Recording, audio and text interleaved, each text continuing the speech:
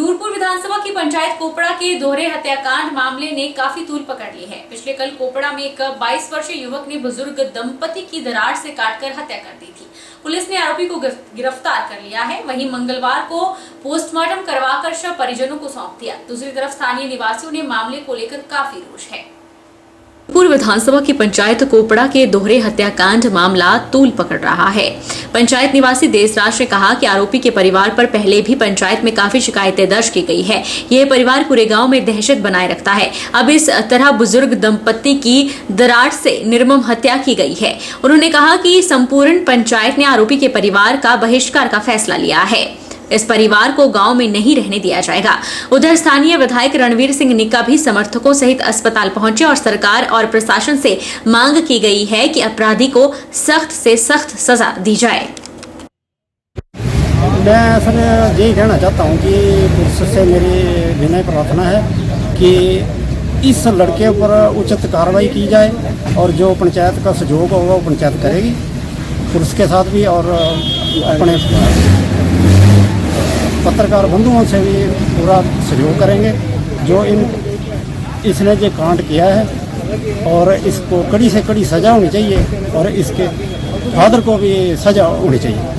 और जो भी हमारे पास भी पहले के इनके जो सबूत आए हुए हैं, पंचायत में भी कुछ इनकी शिकायतें आई हुई हैं, वो भी हम आपकी यहाँ चिट्ठियाँ आगे पुलिस को देंगे। पुलिस आएगी हमारे पास और हम यही चाहते हैं कि कड़ी से कड़ी सज़ा, और इन्होंने जो पहले भी कांड किए हुए पंचायत में इनको यानी कि पब्लिक को बाद में छोड़ देती है, जैसे बोल देती है कि चलो इसको एक बार मौका दिया जाए और आगे नहीं करेगा। तो अब जो इसने जो कल इतना बड़ा कांड किया, हमारे पंचायत के ऊपर एक ऐसा धब्बा लगाया जो हम इसको कभी भी जिंदगी भर बर्दाश्त नहीं करेंगे। बड़ी निंदनीय घटना है। हमारा नूरपुर का इलाका शांतिप्रिय इलाका था। कल का जो दर्दनाक हादसा हुआ, जो बहुत ही एक हमारे नूरपुर को शर्मसार करने वाला, हमारे सभी लोगों में एक दहशत का माहौल जो बन गया है। जिस तरह पति पत्नी की हत्या कर दी, घर में ही जाकर दराटी से हमला कर 5 मिनट में। हरनाम जी थे, लगभग उनकी उम्र 70 साल के करीब 70 साल के करीब उनकी उम्र थी। शकुंतला उनकी पत्नी थी, धर्म पत्नी 65 साल की। तो पहले उसने दराती जो चलाई है हरनाम सिंह के ऊपर, पत्नी ने बचाव के लिए आगे आई, उसके ऊपर भी दातरी जो दरार था वो चला दिया।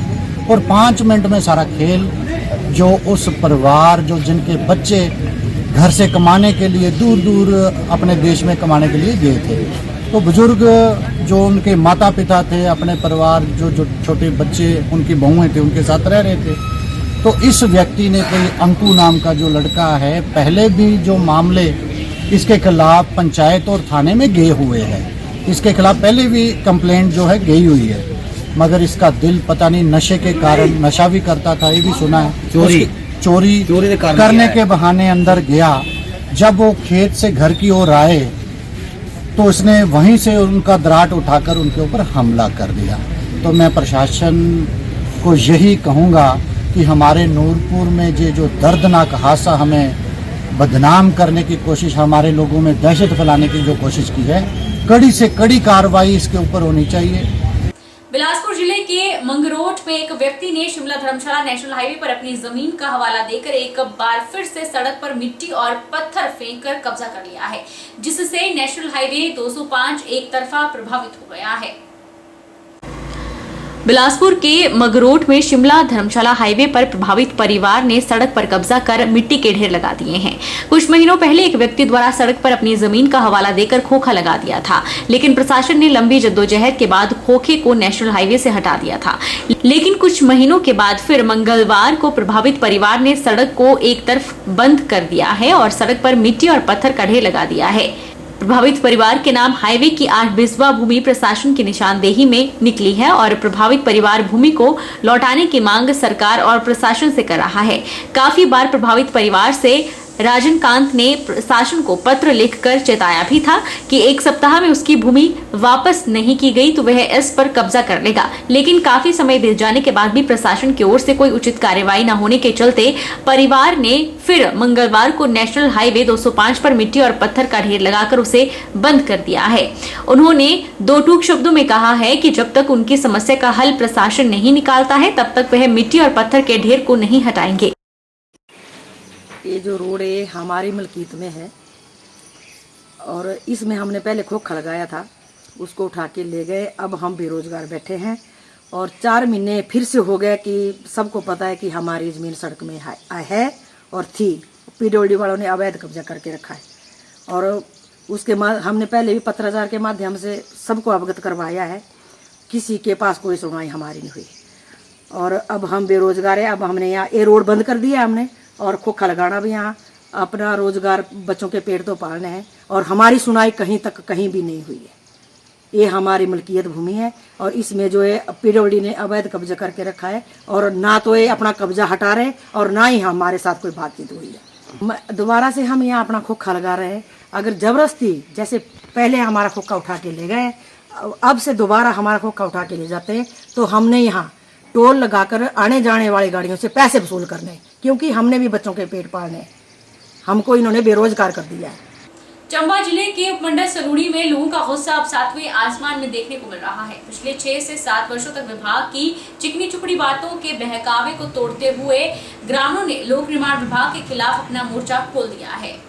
चंबा जिले के उपमंडल सलूणी में लोगों का गुस्सा 7वें आसमान पर है। इन ग्रामीण लोगों में रोष है तो इस बात का कि पिछले 6 सालों से पीडब्ल्यूडी विभाग उनके साथ झूठे वायदे कर सिर्फ बहलाने का काम कर रहा है। लोगों का यह आरोप है कि अब तो हालात ऐसे बनते जा रहे हैं कि विभाग की अनदेखी के चलते ना तो पुल का काम पूरा हो रहा है और ना ही पुल के साथ उस डंगे का काम किया जा रहा है जिससे पुल और सड़क सुरक्षित हो सके। नारे लगाते इन ग्रामीण लोगों का कहना है कि अगर समय से इस पुल और उसके साथ लगते डंगे का निर्माण हो गया होता तो गरीब किसानों ने जो मेहनत सब्जी लगाकर की थी वह समय पर ठीक जगह पहुंच जाती तो लोगों को नुकसान ना उठाना पड़ता। लोगों ने लोक निर्माण विभाग को चेताते हुए कहा है कि वे इस कार्य को जल्द करवाएं, नहीं तो उन्हें आंदोलन करना पड़ेगा। प्रदर्शन करने का एक ही मकसद है, जो हमारा भांदल पुलों का पुल है वो है जो 2017 में जो है शुरू हुआ है और आज 2023 लगा हुआ है। 6 साल इसके पूर्ण हो चुके हैं, 7वां शुरू हो रहा है, लेकिन उसका पुल का भी ढांचा मात्र तैयार हुआ है। इसमें लोक निर्माण विभाग कुछ दिलचस्पी नहीं दिखा रहा है। इस पुल के ना बनने के कारण हम इलाका वासियों को काफ़ी दिक्कतों का सामना करना पड़ता है। आज हमारी सब्जियां जो है तैयार हो चुकी है और ऊपर से बरसात का मौसम है। अगर हमारा पुल होता तो हमारी सब्जी तय सीमा से जो आज मंडियों में पहुँच जाती है। इन सब्जियों को पहुंचाने के लिए हमें या तो पीठ को उठाना पड़ता है या खच्चरों के माध्यम से इसको रोड तक पहुंचाना पड़ता है। इसके लिए हमें अतिरिक्त पैसा जो है देना पड़ता है, इससे जो हमें आर्थिक बोझ पड़ता है और इस पुल के न बनने से हमें बहुत नुकसान है। हमने इस पुल के लिए जो है और सड़क के लिए यहाँ लोगों ने अपनी ज़मीनें दी और उन रोड की कटाई से हमारी जो है आज रास्ते जो है खराब हो चुके हैं और जो हमारा पुल रोड है उसका जो मेन 0 पॉइंट है वहाँ पे उस रोड की वजह से आज जो है रास्ता चलाने तक पैदल तक रास्ता नहीं है और हमारा लोक निर्माण विभाग से ये निवेदन आग्रह रहेगा कि शीघ्र ही उस 0 पॉइंट पे जो है पेट वर्क या कंक्रीट डंगा जो भी जैसे बनता है उसको तुरंत किया जाए, वो हमारे इलाका वासियों को मुसीबतों का सामना करना पड़ता है। ये जो हमारा पुलों का पुल लोक निर्माण विभाग द्वारा 2017 में शुरू किया गया था, जो कि अभी उसके पश्चात एक ठेकेदार आया, दूसरा आया। ठेकेदारों से हमारे कोई मतलब है विभाग से। विभाग द्वारा अभी 6-7 साल होने के पश्चात भी अभी तक कार्य पूरा नहीं हुआ। कार्य बहुत धीमी गति से चल रहा है। बीच में इस दौरान हमारे जो गांव के रास्ता थे रडोला और चंडेओल और बीच में जो है हमारी ज़मीनें जाने के पश्चात स्लाइड हो रहा है। उसके पश्चात जो रास्ते हैं वो भी बंद हो चुके हैं। मैंने पर्सनली भी उनसे रिक्वेस्ट की थी एक्शन साहब से कि भाई हमारे ऐसे नुकसान होने का हम जल्दी से जल्दी इस कार्य को पूरा करवाएंगे, लेकिन अब कम से कम 1 वर्ष हो चुका है, अभी तक कोई कार्रवाई नहीं हुई और कार्य जो बहुत धीमी गति से चल रहा है।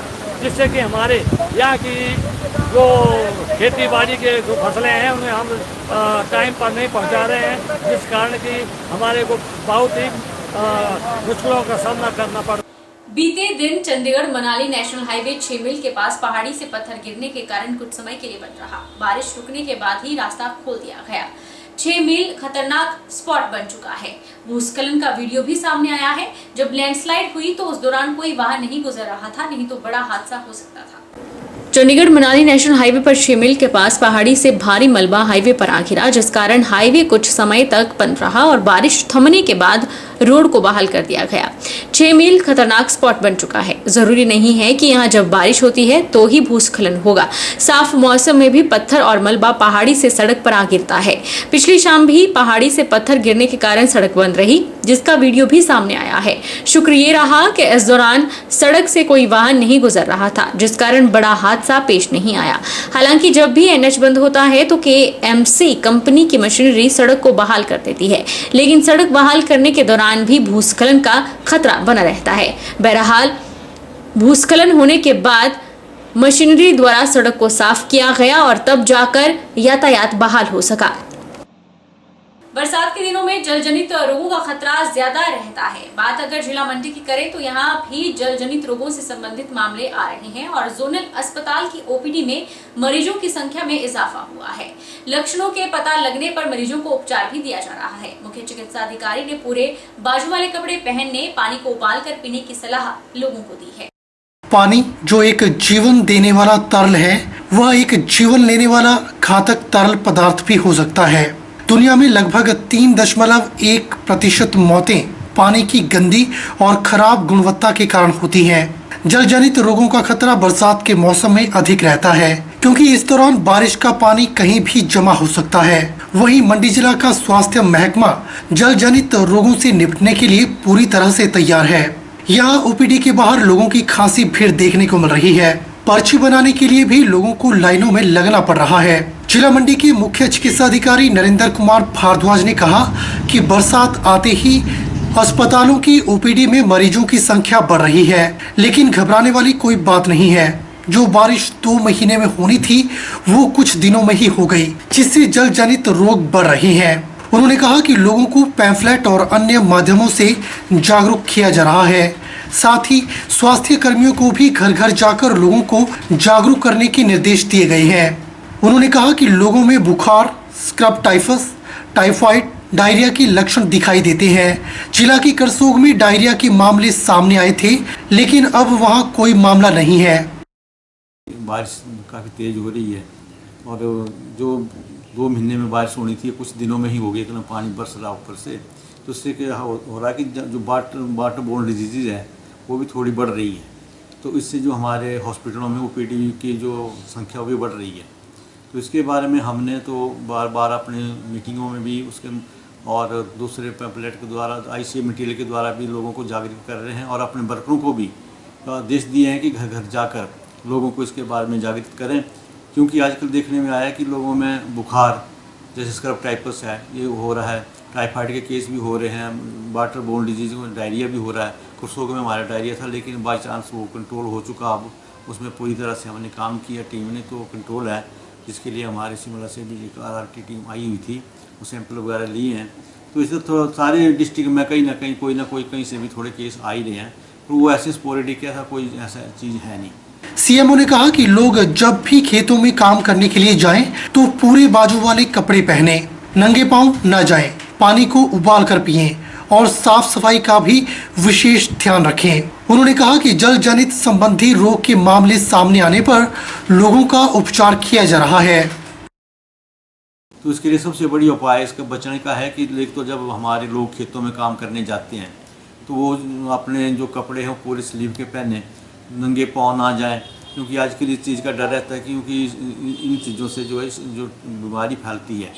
दूसरे जो पानी है, पानी का जो हम उपयोग करते हैं, तो बाकी तो ठीक है कि आप क्लोरीनेशन हो रही है, सब कुछ कर रहे हैं, लेकिन जो घर में पानी, अगर आपको ऐसा लगता है कि आजकल पानी गंदा आ रहा है तो उसको कम से कम 15 मिनट आप बॉयल करें। तो जो बॉयलिंग है वो द बेस्ट मेथड ऑफ इसका है उसको स्टरलाइज करने का। और 15 मिनट का उसको बॉयल करके आप अपने बर्तन में डाल के उसको यूज़ करें तो इस जितना भी कीटाणु उसमें जो उसका वायरस या बैक्टीरिया जो भी है सारे उसमें ख़त्म हो जाते हैं। तो आपके माध्यम से मेरा सब पब्लिक को यही संदेश है कि आजकल पानी को जितना हो तो बॉयल करके ही यूज़ करें ताकि इन बीमारियों से बचा जा सके। वक्त तो चला है छोटे से ब्रेक का। ब्रेक के उस पार फौरन लौटेंगे, आप बन रहिए हमारे साथ।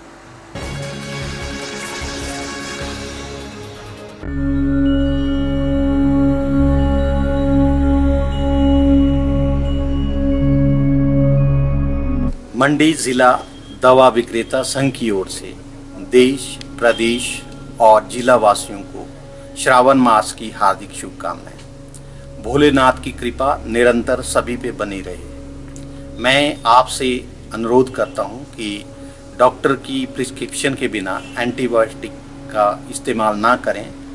एंटीबायोटिक लेने से पहले डॉक्टर का परामर्श जरूर लें। धन्यवाद।